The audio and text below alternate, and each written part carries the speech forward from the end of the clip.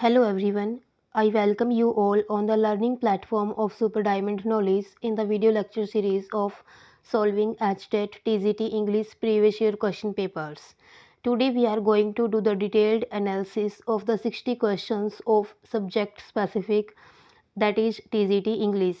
So without any further delay, let's start our today's topic. Question number 91 देखिए guys, ये official question paper है जो कि 2019 में आया था एचटेट टीजीटी इंग्लिश का। Question number 91, in the poetry and prose the repetition of consonants is called. किसी भी पोइट्री या फिर प्रोज में जो कॉन्सोनेंट साउंड्स का रेपिटेशन होता है उसको क्या बोला जाता है? उसको गाइस बोला जाता है एलिट्रेशन। ऑप्शन नंबर सी इसका राइट आंसर रहेगा। पन होता है एक प्रकार से जब शब्दों को ही बार बार यूज़ किया जाए, एक ही वर्ड के अलग अलग मीनिंग निकले, कुछ मतलब अलग से मिलते जुलते शब्द यूज़ किए जाएं तो वो पन होता है। आयरनी होता है एक प्रकार से व्यंग्य करना। एक्सेंट होता है उतार चढ़ाव, यानी कि जो हम बोलते हैं उसमें उतार और चढ़ाव, उसको ही एक्सेंट बोला जाता है। तो जो 91 क्वेश्चन नंबर है उसका option number C right answer रहेगा। Question number 92, which one of the following is not a nasal sound. इनमें से कौन सी एक नेजल साउंड, नेजल होता है नाक से निकलने वाली ध्वनि, इनमें से कौन सी है जो नाक से साउंड नहीं निकलती है? अब गाइस देखिए, माँ, ये भी नेजल साउंड है क्योंकि इसकी साउंड नोज से आती है। न, ये भी नोजल साउंड है। जो ये साइन आप देख रहे हो ये अंग का है। अब जो आप ये वर्ड देख रहे हो RING, जो ये N और G साउंड दे रहा है वो इसकी उसका सिंबल ये है। तो जो इसका करेक्ट आंसर रहेगा वो रहेगा ऑप्शन नंबर डी, इसका करेक्ट आंसर रहेगा। जो ये म, न और अंग तीनों ही नेजल कॉन्सोनेंट साउंड्स हैं। Question number 93, a story often with the animals as characters that conveys a moral is. एक स्टोरी होती है जिसमें मोस्टली एनिमल्स को एज अ करेक्टर्स लिया जाता है और वो एक नैतिक शिक्षा कन्वे करती है, वो एक मोरल मैसेज कन्वे करती है, तो उसको क्या बोला जाता है? उसको बोला जाता है फैबल। ऑप्शन नंबर ए इसका करेक्ट आंसर रहेगा। Question number 94, choose the word with the correct accent. अब इनमें से हमने जो करेक्ट एक्सेंट वाला वर्ड है वो बताना है। इसमें जो वर्ड है वो है एबिलिटी। एबिलिटी में जो एक्सेंट होती है वो ब साउंड के ऊपर आती है। जो इसका करेक्ट आंसर रहेगा वो होगा option number A. Question number 95, what is stored in the hump of the camel. जो कैमल का हम्प होता है, कुबड़ होता है, उसके अंदर क्या स्टोर करके रखता है वो? तो वो वाटर रखता है, फैट, ऑयल और साल्ट। तो जो इसका करेक्ट आंसर रहेगा वो रहेगा ऑप्शन नंबर बी। वो फैट उसके अंदर स्टोर करके रखता है, चर्बी। जब भी कई दिनों तक वो भूखा रहता है या फिर वो एक ही दिन इतना खाना खा लेता है कि उसकी जो फैट स्टोर होती रहती है हम पे, और फिर वो उसी का यूज़ करता है काफ़ी लंबे टाइम तक। Match the following phrasal verbs in column A with the blanks in column B. जो ये फ्रेजल वर्ब्स दी हुई हैं उनको मैच करना है हमने। कॉलम ए वाली फ्रेजल वर्ब्स को हमने कॉलम बी से मैच करना है। The first one is break in, took off, clear away, handed over. अब गाइस आप देखिए, इन टाइप के क्वेश्चंस को सॉल्व करने का एक तरीका होता है।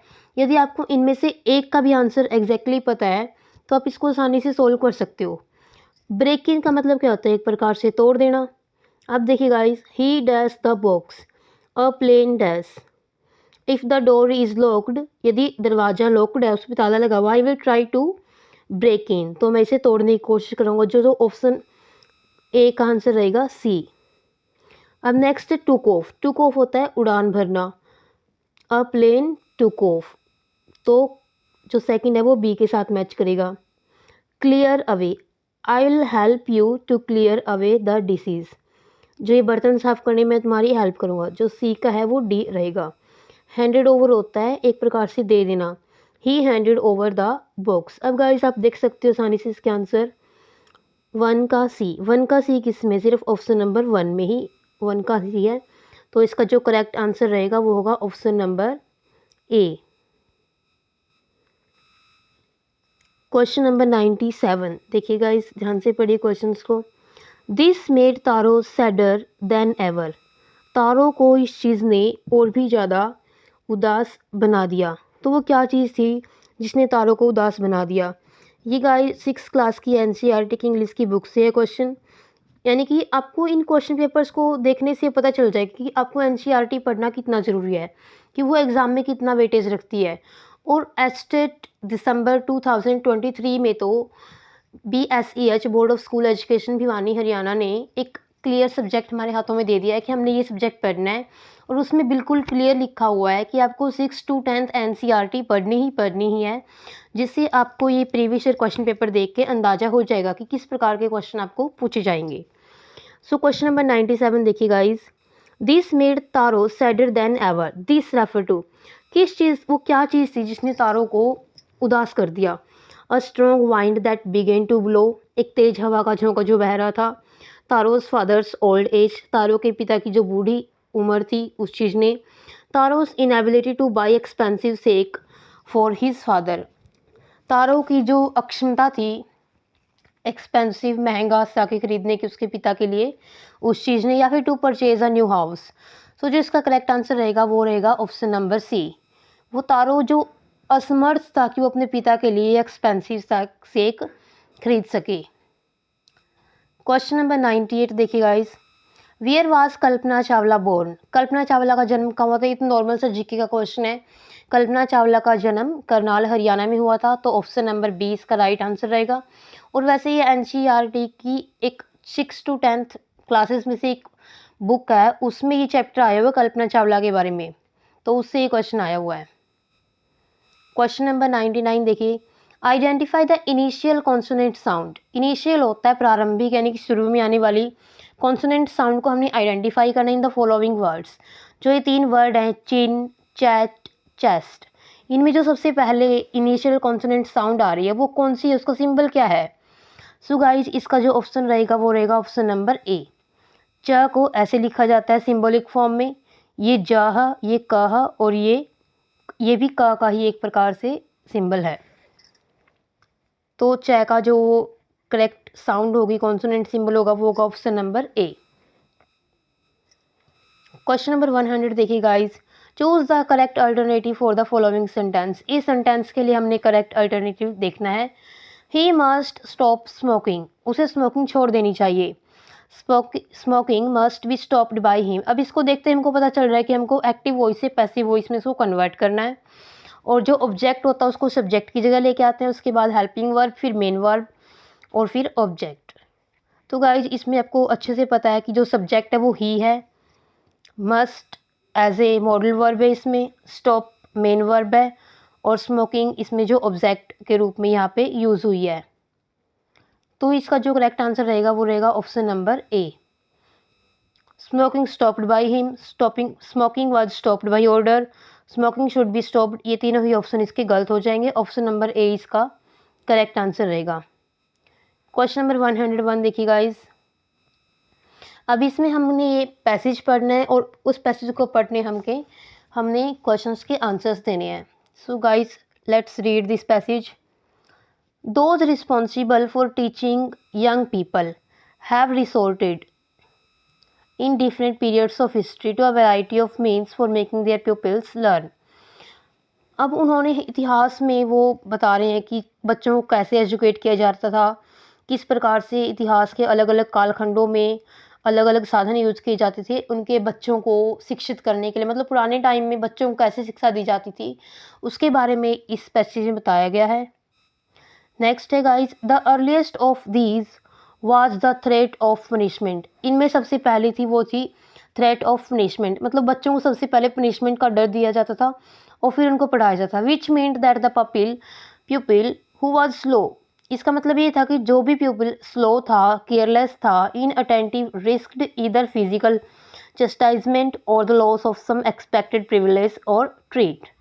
क्या होता था, यदि कोई बच्चा पढ़ाई में स्लो है, स्टडी में स्लो है, वो किसी भी प्रकार से पिछड़ा हुआ है क्लास में, मतलब वो इंटेलिजेंट नहीं है, पढ़ाई अच्छे से नहीं कर रहा, तो उसको पनिशमेंट दी जाती थी, उसका फिजिकली चस्टाइज किया जाता था या फिर एक प्रकार से उनको लॉस होने का डर रहता था, किस चीज़ का, एक्सपेक्टेड प्रिविलेज और treat. Learning was thus to some extent associated with fear. कुछ हद तक जो लर्निंग थी, जो सीखना था, वो फियर से जुड़ा हुआ था, एसोसिएटेड विद फियर था, particularly in the minds of those who found certain objects hard to master. Specially उनके दिलों में, उनके मन में, जिनको कुछ सब्जेक्ट को पढ़ने में, मास्टरी करने में कुछ मुश्किल फील होती थी, उनके लिए ज़्यादा मतलब डर था सारे पनिशमेंट का। एट अ लेटर पीरियड, बाद के टाइम में at a later period people were encouraged to learn. बच्चों को पढ़ने के लिए प्रोत्साहित किया जाने लगा in the hope of some kind of reward. उनको कुछ इनाम दे करके उनको एनकरेज किया जाने की कोशिश की। This after took the form of marks awarded daily और weekly for work done and sometimes of prizes given at the end of each year to best scholar. फिर उसके बाद वो जो रिवार्ड था वो मार्क्स में कन्वर्ट हो गया। जब भी कोई डेली या फिर वीकली अच्छे से अपना काम कर लेता था तो उसको मार्क्स या फिर प्राइजेस दिए जाते थे साल के अंत में। Such a system appealed to the competitive spirit. ऐसे सिस्टम से क्या होता था, कॉम्पिटिटिव स्पिरिट होती थी। But it often had just as depressing an effect as the older system of punishment on the slow but willing people. इससे क्या होता था कि एक प्रकार का स्ट्रेस रहता था दोनों पर ही, जो कमज़ोर बच्चे हैं उनके ऊपर भी और जो विलिंग बच्चे हैं उनके ऊपर भी। उनको पढ़ने का स्ट्रेस रहता था और उनको ये स्ट्रेस रहता था कि हमको नहीं मिलेगा, हमको इनाम नहीं मिलेगा, हमको रिवार्ड नहीं मिलेगा। द टू सिस्टम सजेस्ट, जो ये दोनों सिस्टम है ऊपर वाले, एक पनिशमेंट वाला और एक रिवार्ड वाला, this two system suggest that teachers felt that their people had to either compelled और ब्राइब्ड टू लर्न। वो उससे क्या टीचर्स क्या फील होने लगा उनको कि प्यूपिल्स को यानी कि विद्यार्थियों को या तो सीखने के लिए मजबूर किया जा रहा है पनिशमेंट के डर से, या फिर ब्राइब यानी कि उनको रिश्वत दी जा रही है इनाम के रूप में, जिससे कि वो पढ़ लें, पढ़ने के लिए वो प्रोत्साहित हों। इन द 19th सेंचुरी, 19वीं सदी में, however there sprang up a different type of teacher. एक अलग प्रकार का टीचर उभर के आया, passionately convinced that learning was worthwhile for its own sake. कि जो सीखना हो वो सिर्फ सीखने के लिए हो, ना कि पनिशमेंट या फिर रिवार्ड के लिए। ना तो पनिशमेंट से बचने के लिए कोई बच्चा पढ़ेगा और ना ही रिवार्ड पाने के लिए। ये तो एक इंटरनली मोटिवेशन होती है कि जो बच्चा खुद पढ़ता है। And that the young learner's principal stimulus should be neither anxiety to avoid a penalty nor ambition to win a reward. या ना तो उसको कोई डर हो कि उसको पनिशमेंट मिलेगी और ना ही उसका कोई एम्बिशन हो कि उसको रिवार्ड मिलेगा, but sheer desire to learn. बस उसके अंदर सीखने की एक ललक हो, एक सीखने की इच्छा हो, लगन हो उसके अंदर। These teachers used their best endeavors to render the process of learning pleasant, and where this was not possible, to show that hard plodding would yield results of practical value to the learner. Interest, direct or indirect, became the key word of instruction, and so it has remained. The earlier methods, however, though now practiced less frequently, यानी कि जो starting वाले methods हैं, punishment वाले, reward वाले, अभी भी practice की जाती है लेकिन कम किए जाते हैं। अभी भी हैं वो, अभी भी पनिशमेंट दी जाती है आज भी बच्चों को इनाम के लालच में पढ़ने की ललक होती है। Have not been completely abandon, वो पूरी तरह से ख़त्म नहीं हो गई है। If you walk into a modern classroom that contains all the most up to date equipment, यदि आप आज के इसी आधुनिक कक्ष में जाते हो, उसमें ज़्यादातर जो बिल्कुल आधुनिक उपकरण रखे हुए हैं, you may observe a highly train teacher inspiring boys and girls with his own enthusiasm for his subject, yet you will probably find that he awards marks for the work done by his pupils. उसके बच्चों के द्वारा किए गए काम के लिए वो उनको मार्क्स देता है।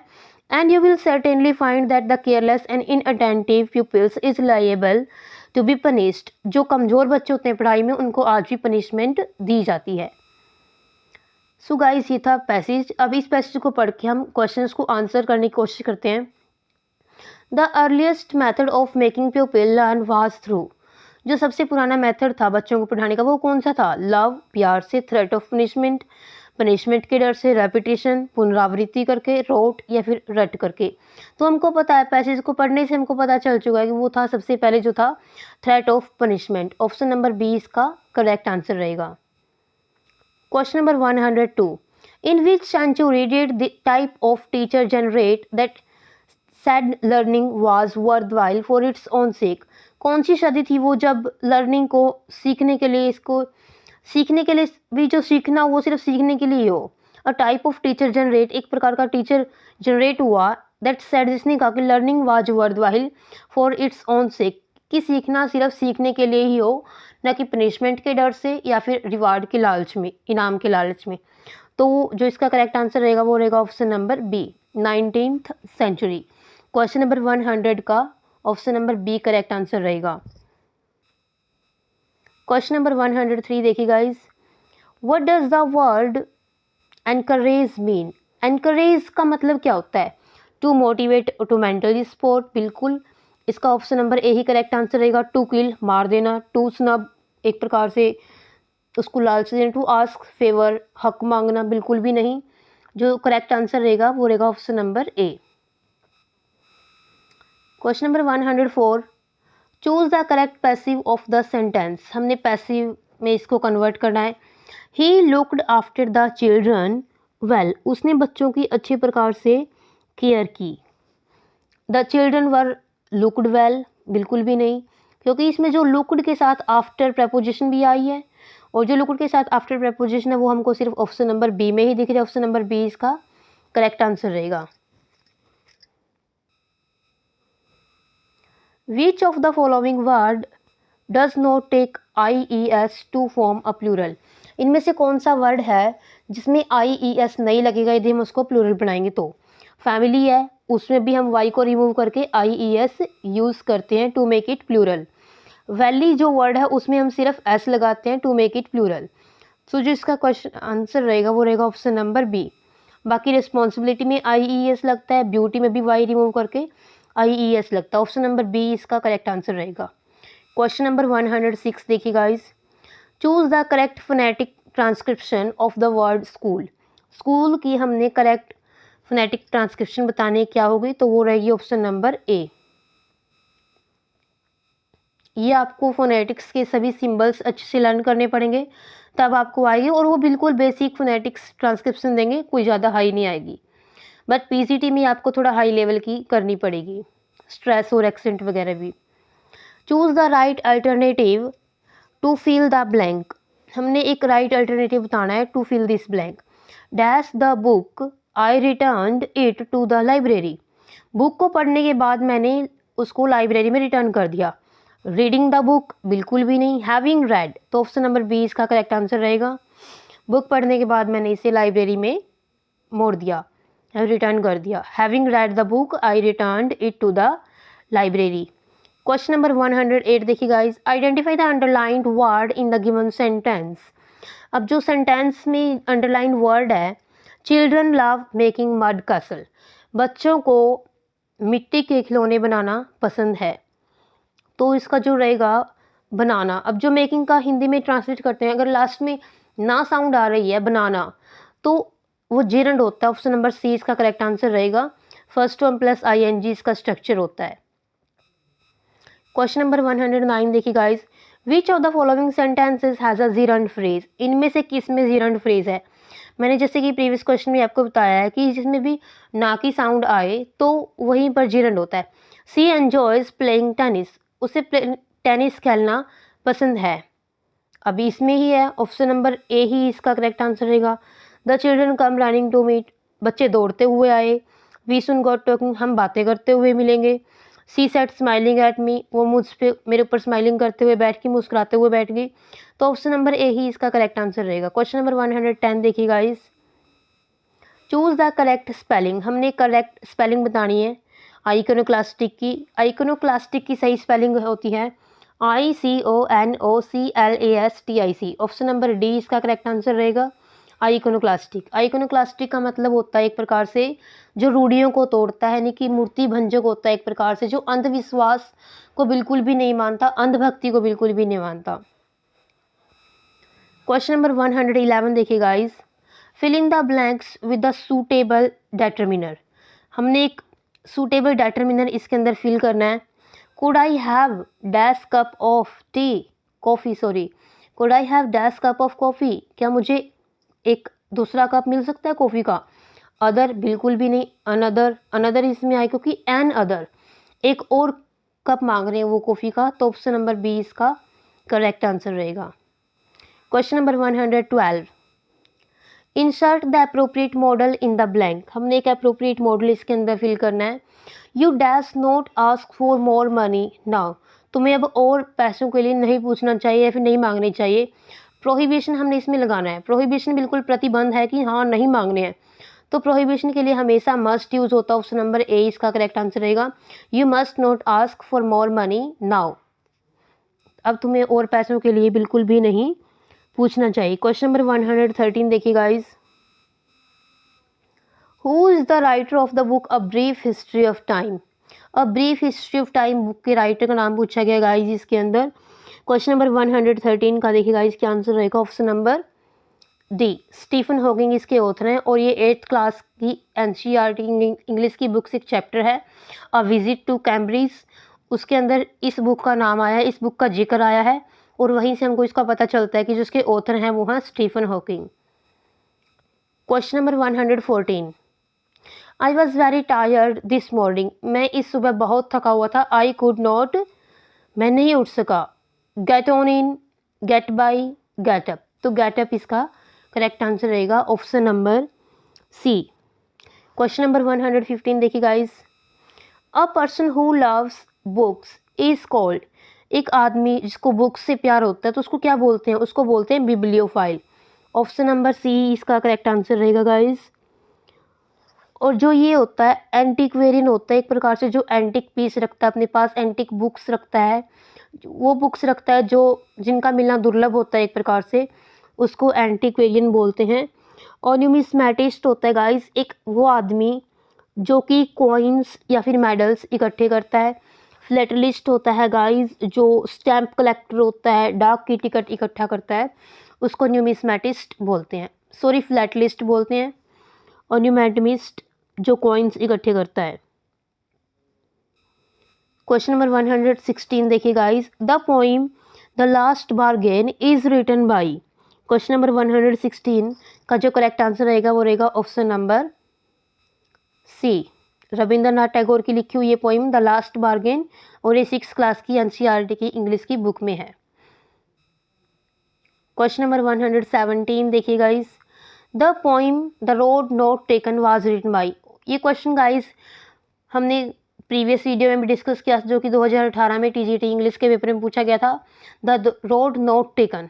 तो इस पोइम को भी आपने कम्प्लीटली अच्छे से कॉम्प्रीहेंड करना है, पढ़ लेना है इसको, इसकी समरी अच्छे से रीड करनी है। और जो ये पोइम है रॉबर्ट फ्रॉस्ट के द्वारा लिखी गई है। ऑप्शन नंबर ए इसका करेक्ट आंसर रहेगा। क्वेश्चन नंबर 118 देखिए guys, put the verb in brackets in the correct tense. जो ये ब्रैकेट्स में वर्ब दी गई है उसको हमने करेक्ट टेंस में पुट करना है। I lost my pen please help me find it, मेरा पेन गुम गया है, प्लीज़ आप मेरी हेल्प कीजिए इसको ढूंढने में। तो इसमें क्या आएगा, I have lost. Option number A इसका करेक्ट आंसर रहेगा। I have lost my pen please help me find it. हमको पता है कि अभी अभी गुम हुआ है पेन, तभी वो हेल्प के लिए बोल रहे हैं, please help me find it, कि आप मेरी हेल्प कीजिए ताकि मैं इसको ढूंढ सकूं। तो उसके अंदर प्रेजेंट परफेक्ट यूज़ किया जाता है और प्रेजेंट परफेक्ट में हैज़ हैव प्लस वर्ब की थर्ड फॉर्म यूज़ होती है। आई के साथ हैव यूज़ होगा, हैव प्लस थर्ड फॉर्म यहाँ पर यूज़ होगी। क्वेश्चन नंबर 119 देखिए guys, everything suddenly looked black, who said these words. अभी जो ये वर्ड्स हैं इन्वर्टेड कॉमास के अंदर वो पूछा गया किसने बोले हैं। Everything suddenly looked black, Evelyn Glennie ने बोले हैं। ये ऑप्शन नंबर 20 का करेक्ट आंसर रहेगा। ये भी एनसीईआरटी की इंग्लिश की बुक से लिया गया है। क्वेश्चन नंबर 120, हमने इसमें करेक्ट स्पेलिंग बतानी है। करेक्ट स्पेलिंग होगी डिजर्टेशन की, DISSERTATION। और डिजर्टेशन होता है एक प्रकार से थीसिस या फिर एस्से, ट्रीटाइज, या फिर एक प्रकार से हम इसको निबंध बोल सकते हैं। जो इसकी करेक्ट स्पेलिंग है वो पूछी गई है। ऑप्शन नंबर सी इसका करेक्ट आंसर रहेगा। क्वेश्चन नंबर 121 देखिए guys, name the poet of the poem trees from the options given below. हमने जो पोइम है ट्रीज, हमने इसकी जो पोइट है उसका नाम बताना है। तो जो इसकी पोइट है वो है शर्ले बोर। ऑप्शन नंबर डी इसका करेक्ट आंसर रहेगा। ये 6 क्लास की बुक से लिया गया है, एनसीईआरटी की। What did Patrick think his cat was playing with? Patrick ने क्या सोचा कि उसकी जो कैट है वो किसके साथ खेल रही है? A little doll. Option number A इसका करेक्ट आंसर रहेगा। ये भी 6 क्लास की एनसीईआरटी की बुक से क्वेश्चन है, फर्स्ट ही चैप्टर है ये हनी ड्यू बुक का। Who is the poet of the poem where do all the teachers go? जो ये पोइम है where do all the teachers go, इसकी पोइट का नाम पूछा गया है गाइस। तो जो इसकी पोइट है वो है Peter Dixon. Option number D इसका करेक्ट आंसर रहेगा।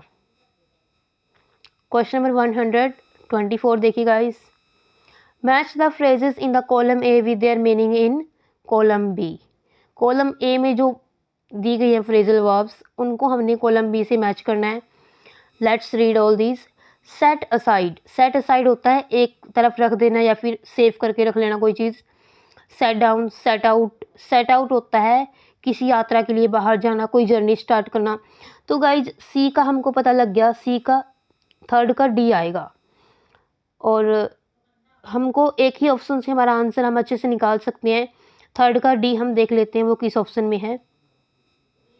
जो थर्ड का डी है गाइज वो एक ही ऑप्शन में है, तो वो ऑप्शन नंबर ए इसका करेक्ट आंसर रहेगा। क्वेश्चन नंबर 124 का option number A correct answer रहेगा।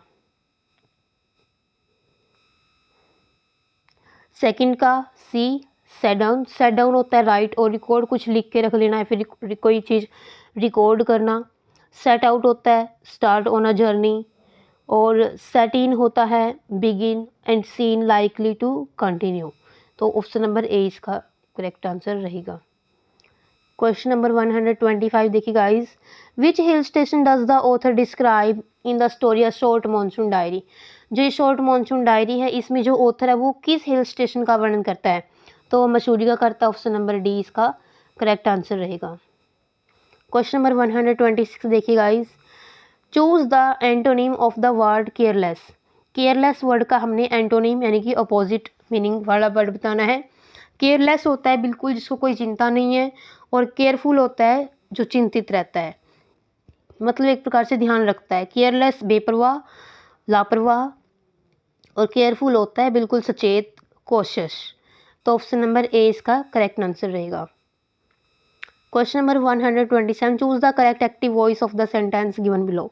अब हमने इसमें एक्टिव वॉइस बताना है। पिछले सेंटेंसेस में हमको एक्टिव वॉइस में सेंटेंस दिया था, हमने पैसिव में कन्वर्ट किया था। अब पैसिव में दिया हुआ हमने एक्टिव में कन्वर्ट करना है।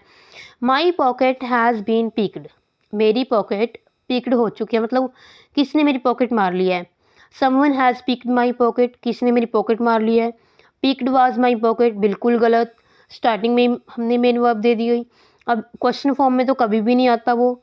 माई पॉकेट वाज पिक्ड, ये भी बिल्कुल गलत है। तो इसका जो करेक्ट आंसर रहेगा वो option number A, someone has picked my pocket, किसी ने मेरी पॉकेट मार ली है। इसमें जो सब्जेक्ट है उसको ऑब्जेक्ट बनाया जाता है और जो ऑब्जेक्ट होता है उसको सब्जेक्ट बनाया जाता है। Helping verb, main verb, sentence का स्ट्रक्चर वही रहता है। क्वेश्चन नंबर 128 देखिए guys. He sat up straight to eat a nut, he liked to tease and play. वह सीधे बैठ जाता है खाने के लिए, नट खाने के लिए, अखरोट या फिर मूंगफली को नट बोला जाता है। He like to tease and play, उसको चिढ़ाना और खेलना पसंद है। What does he refer in the above lines, जो ऊपर दो लाइन इनमें ही किसको बोला गया है? तो ही इसमें स्क्वारल को बोला गया है। स्क्वारल एक पोइम है जो कि 6 क्लास की एनसीईआरटी की इंग्लिश की बुक में प्रेस्क्राइब्ड है। ऑप्शन नंबर बी इसका करेक्ट आंसर रहेगा। क्वेश्चन नंबर 128 का बी करेक्ट आंसर रहेगा। क्वेश्चन नंबर 129 देखिए guys. Choose the correct past form of the verb choose. Choose की हमने पास्ट फॉर्म बतानी है। फर्स्ट फॉर्म तो गाइस दी हुई है, सेकंड फॉर्म इसकी होती है चोज, CHOSE, और थर्ड फॉर्म होती है CHOSEN, चोजन। तो ऑप्शन नंबर बी इसका करेक्ट आंसर रहेगा, choose, chose, chosen. Question number 130 देखिए guys. Identify the figure of speech in the following lines. जो ये फॉलोइंग लाइन हमने इसमें जो फिगर ऑफ स्पीच है वो आइडेंटिफाई करना है। Then soars like a ship with only a sail. अब गाइस जिसमें एज और लाइक वर्ड आया हो तो वहाँ पर सिमिली होती है। ऑप्शन नंबर बी इसका करेक्ट आंसर रहेगा। फिगर ऑफ स्पीच पर मैं एक अनदर डिटेल में वीडियो बनाऊंगी जिसमें सभी फिगर्स ऑफ स्पीच डिस्कस करेंगे डिटेल्ड में with examples. Question number 131, identify the underline clause in the given sentence. हमने इसमें जो क्लॉज बताना है वो कौन सा है। He says that he won't go, उसने कहा कि वह नहीं जाएगा। ये एडवर्बियल क्लॉज है जो वर्ब को क्वालिफाई करता है, एडजेक्टिव जो नाउन और प्रोनाउन को क्वालिफाई करता है, प्रपोजिशनल जिसमें प्रपोजिशन यूज हुई हो, या फिर नाउन क्लोज जो कि वर्ड का आंसर करता है। ही सेज, अब उसने कहा, क्या कहा, दैट ही वॉन्ट गो, कि वह नहीं जाएगा। अब जो ये that he won't go answer कर रहा है किस चीज़ को, ही सेज, कि उसने क्या कहा, तो ऑप्शन नंबर डी इसका करेक्ट आंसर रहेगा।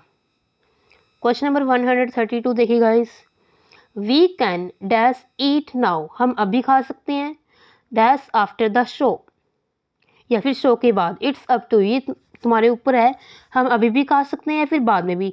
नीदर और, नीदर और नॉर का मतलब तो ये होता है कि ना तो अभी खाएंगे ना ही बाद में, अब ये तो नहीं हो सकता। ऑलवेज, ऑलवेज का मतलब हमेशा ही, ये भी नहीं हो सकता। तो जो इसका करेक्ट आंसर रहेगा वो रहेगा option number B, we can either eat now dash यानी कि और after the show, it's up to you. Question number 133, fill in the blank with the correct adjective. इसमें हमने करेक्ट एडजेक्टिव भरना है। There is dash hope of his recovery, उसके ठीक होने की कुछ उम्मीद है, मतलब कितनी उम्मीद है। एनी, कुछ, एवरी, बहुत, मतलब सब कुछ होता है। अ लिटल या फिर फ्यू। फ्यू तो गाइस काउंटेबल और अनकाउंटेबल में आता है, हम डेटरमिनर वाली वीडियो में ही पढ़ चुके हैं इसको। सो जो इसका करेक्ट आंसर रहेगा वो सी रहेगा, अ लिटल। मतलब लिटिल का मतलब तो होता है बिल्कुल ना के बराबर, अ लिटिल यानी कि कुछ, थोड़ी बहुत उम्मीद है उसके ठीक होने की, उसकी रिकवरी की कुछ उम्मीद है, तो ऑप्शन नंबर सी इसका करेक्ट आंसर रहेगा। Question number 134, the emotion that gripped Mr Ahluwalia while standing on the summit of Everest was one of, किस चीज़ की उसको फीलिंग हुई जब मिस्टर अहलूवालिया एवरेस्ट के शिखर पे खड़े थे। Humility and a sense of smallness, victory over hurdles, joy और discovery, greatness and self importance. तो गाइस जो इसका करेक्ट आंसर रहेगा वो रहेगा option number A, humility and a sense of smallness, विनम्रता और एक प्रकार से छोटेपन का उसको एहसास होता है जब वो माउंट एवरेस्ट के शिखर के ऊपर खड़ा होता है। Question number 135, choose the correct option to fill in the blank in the given sentence. हमने एक करेक्ट ऑप्शन बताना है जो कि ब्लैंक में आएगा। When I reflect on the pleasant memories of my childhood I am overcome bye a wave of dash, जब भी मैं अपने बचपन की यादों के ऊपर, मतलब बचपन को याद करता हूँ, उनकी बातों को सोचता हूँ, उनकी यादों को सोचता हूँ, I am overcome bye a wave of nostalgia, तो उसको नॉस्टैल्जिया बोलते हैं जब भी हम पुरानी बातों को याद करते हैं। फ्रस्ट्रेशन, निराशा होती है। एनर्नेशन, पीढ़ियाँ बोला जाता है। बेनेवलेंस, उदारता बोला जाता है जिसको। क्वेश्चन नंबर 136 देखिए guys, in which year the atomic bomb was dropped on Hiroshima and Nagasaki, Hiroshima और नागासाकी के ऊपर बम कब फेंका गया था। ये तो गाइस हिस्ट्री से रिलेटेड क्वेश्चन है और ये एनसीईआरटी की इंग्लिश की बुक में भी एक चैप्टर है जिसमें आया हुआ है। ऑप्शन नंबर गाइस इसका बी करेक्ट आंसर रहेगा। 1945 में ही हिरोशिमा और नागासाकी के ऊपर बॉम्ब ब्लास्ट हुआ था।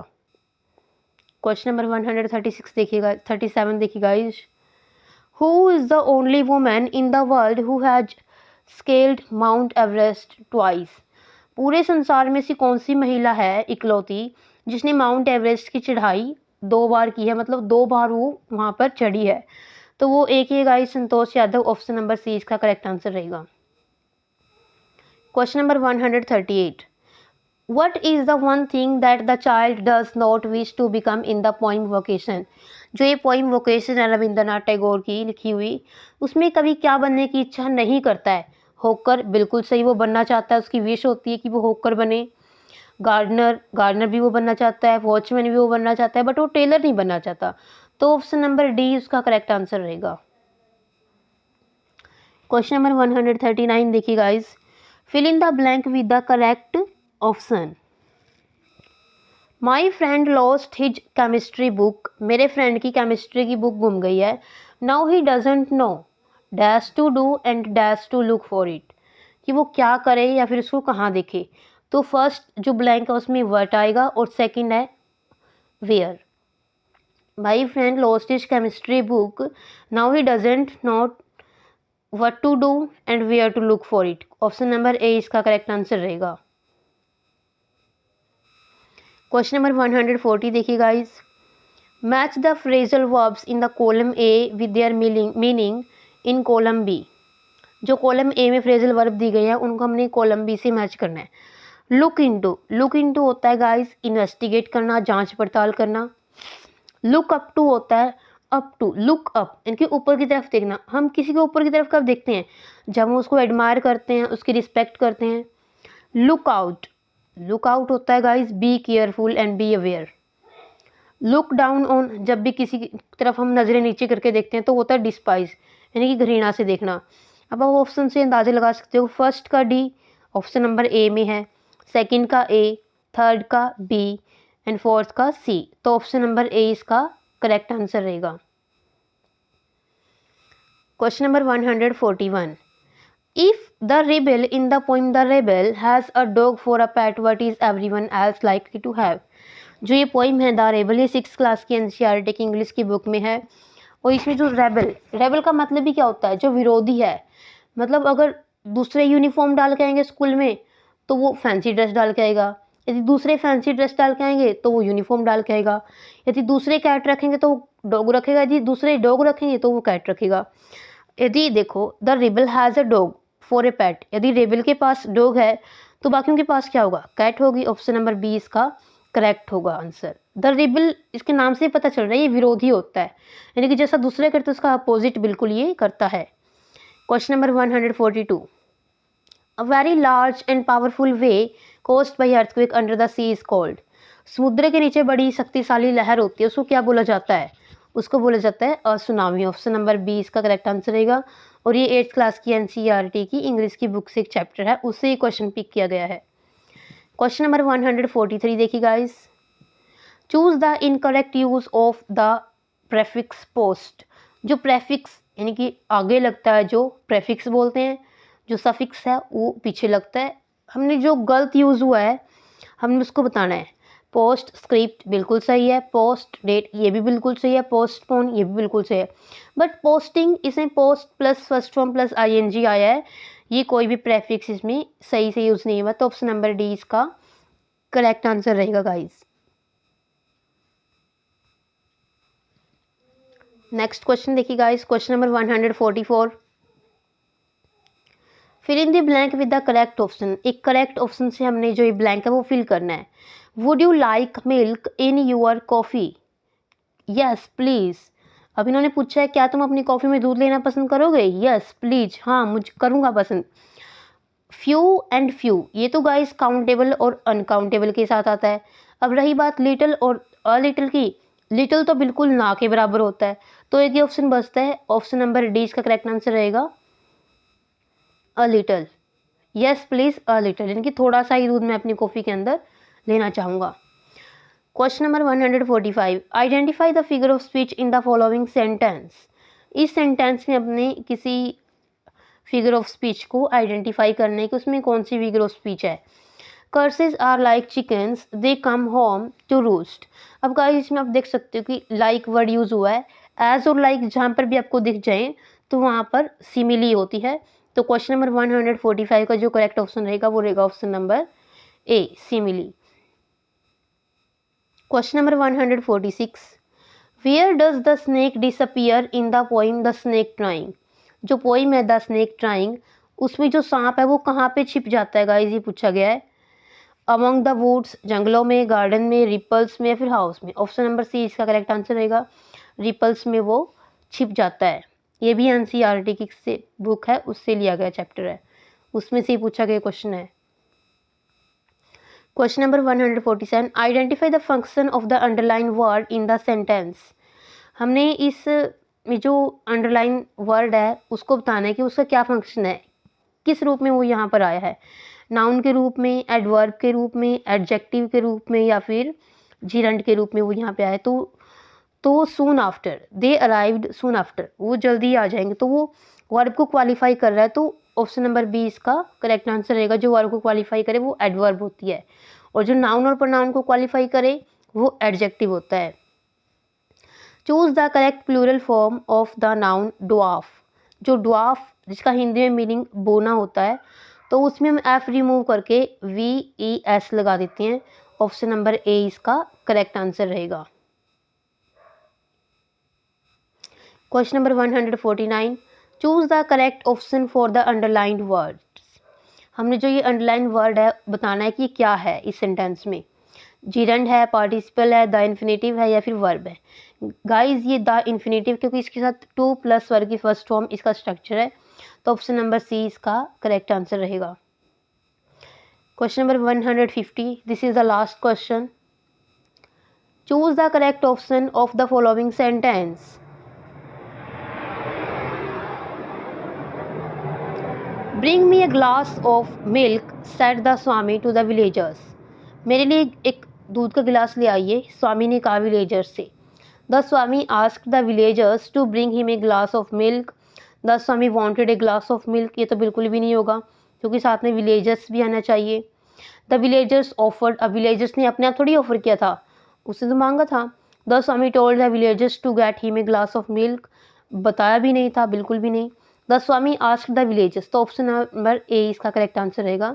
The Swami asked the villagers to bring him a glass of milk. So guys ये था 2019 का एचटेट का टीजीटी इंग्लिश का क्वेश्चन पेपर। और गाइस इन क्वेश्चन पेपर्स को एनालाइज करने से आपको अच्छे से पता चल जाएगा कि आपको एनसीईआरटी अच्छे से पढ़नी है। From 6th to 10th class तो आपको एनसीईआरटी इंग्लिश अच्छे से पढ़नी ही पढ़नी है। अगर आगे आप करना चाहते हैं तो +1 और 2 की भी रीड कर सकते हैं।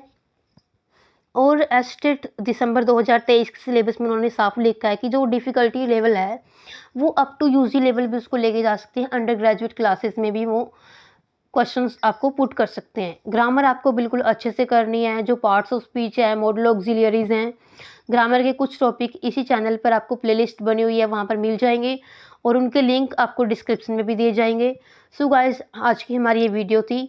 आपको ये वीडियो कैसी लगी, इसको लाइक करें, शेयर करें, सब्सक्राइब करें और कमेंट में अपना फीडबैक ज़रूर दें guys. So guys, if you like the video, don't forget to like it, share and subscribe our YouTube channel. Bye bye, take care, have a nice day.